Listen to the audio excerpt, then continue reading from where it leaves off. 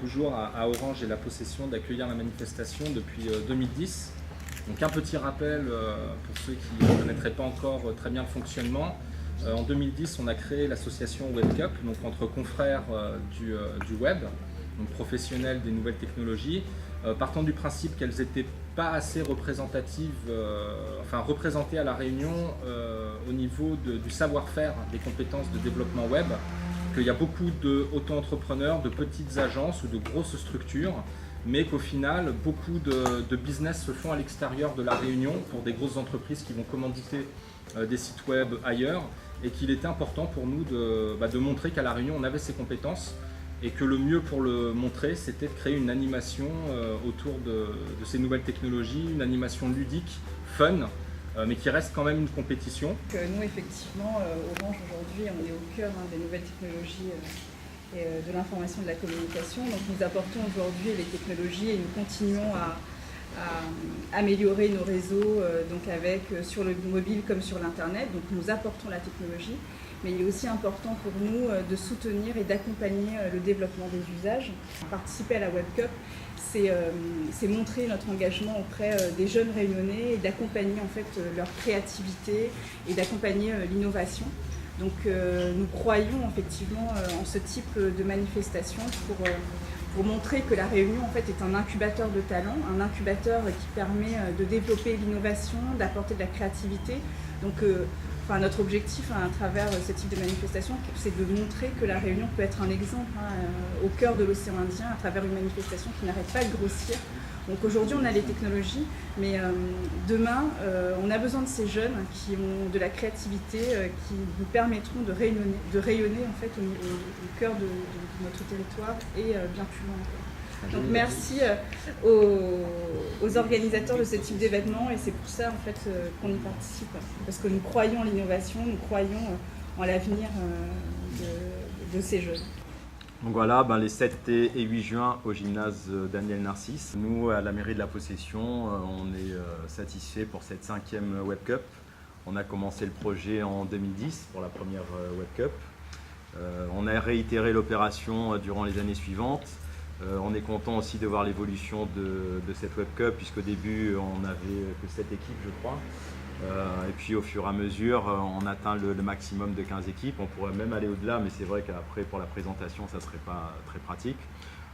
On a suivi les évolutions même de la WebCup, comme depuis l'année dernière, la WebCup est devenue régionale. Donc depuis 2013, on a réussi à déployer la WebCup sur les différentes îles de l'océan Indien, grâce notamment à des mises en relation avec la CCI, qui sont bien au fait des différents partenaires qu'on pouvait avoir sur les différentes îles. Donc l'année dernière, c'est Maurice, Mayotte et Madagascar qui ont concouru en même temps, même heure, même sujet, pour sélectionner également un représentant de leur île pour ensuite une finale qui s'est passée au mois de décembre pour cette première fois à La Réunion.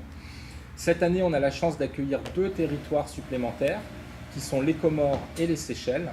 Et donc ce sont pas moins de 6 territoires donc dans l'océan Indien qui vont concourir en même temps avec le même sujet.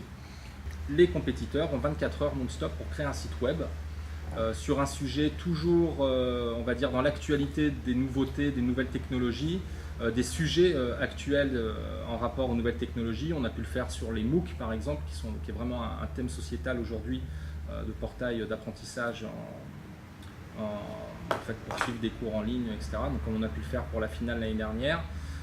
Donc on cherche toujours quand même des côtés un petit peu farfelus pour pas que ces sites internet qui sont réalisés en 24 heures puissent être utilisés par la suite. C'est vraiment uniquement pour la compétition que les compétiteurs vont chercher à travailler ces sites web sous des angles très originaux. Donc ça, c'est quelque chose à laquelle on tient. Et puis plus que le côté ludique, c'est aussi permettre à des compétiteurs, notamment pour les jeunes qui participent à la WebCup, les étudiants ou les amateurs fraîchement sortis des écoles mais qui ne peuvent plus représenter leurs écoles, donc qui passent en catégorie amateur. C'est un petit peu aussi travailler en équipe, ce qu'ils vont faire plus tard dans l'entreprise, c'est-à-dire gérer un projet qu'ils ne maîtrisent pas, parce que c'est des projets clients, donc c'est pas eux qui décident ce qu'ils ont envie de faire sur le web. Ils ont des contraintes de temps, comme en entreprise. Là, en l'occurrence, c'est 24 heures non-stop, qui représentent à peu près 3 jours et demi de travail, donc c'est pas non plus, ça peut rester, on va dire, quelque chose de réel dans le monde de l'entreprise, et travailler avec des gens qu'ils n'ont pas forcément l'habitude de travailler avec, comme en entreprise. Donc c'est aussi un petit peu quelque chose une transmission un petit peu pour ces jeunes de ce qu'ils vont peut-être découvrir ensuite dans le milieu professionnel. Donc pour conclure sur cette 5e édition, donc on est très content de pouvoir continuer à la faire, et d'autant plus avec nos sponsors historiques. On vous invite à venir voir par vous-même la manifestation, parce que c'est vraiment bien d'en parler, mais c'est vrai que c'est encore mieux de la vivre, de voir tous ces jeunes, toutes ces compétences, tout ce jus de cerveau, comme on appelle ça des fois, qui travaille pendant 24 heures sur des sujets.